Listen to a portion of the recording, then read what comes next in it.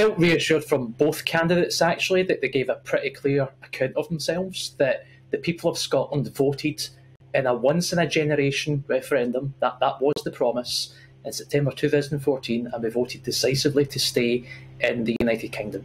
For me personally, I think Liz edged it, and she will be securing my vote, but I'm quite comfortable from the perspective of both candidates that they will give the SNP a good account of themselves if they are duly elected.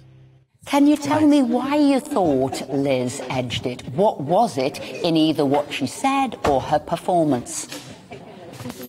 I mean, Liz has a wide and varied background within cabinet. She's had 6 different jobs. She was part of the coalition cabinet, and she's built a broad coalition of support from the more traditional right of the party to more moderate figures such as Tom Tugendhat. And I think that we need to go forward with a united party.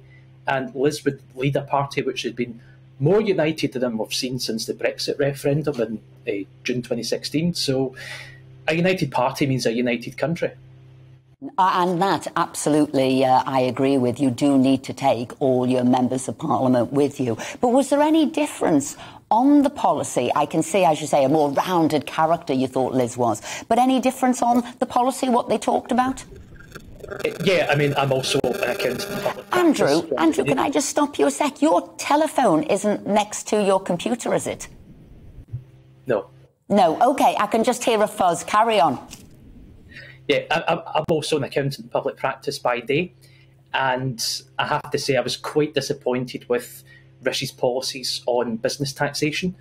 I mean, he's going to deliver us the highest rate of corporate tax we've seen since Gordon Brown was Chancellor, and they're actually higher than what we would have seen if Labour was elected in 2019.